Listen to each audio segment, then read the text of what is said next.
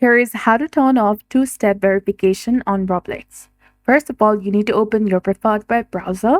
Then after, go to roblox.com and log into your specific Roblox account.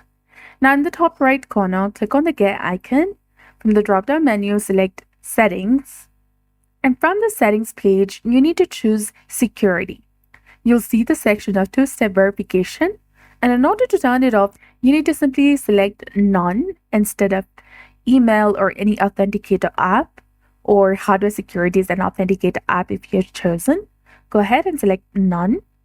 Now select Confirm. Here you'll need to enter the code generated by your authenticator app or the code that has been sent to your email address. Type in the code. Open the Gmail that is associated with your Roblox account and copy the code that has been sent by Roblox, then paste it over here and then tap on Verify.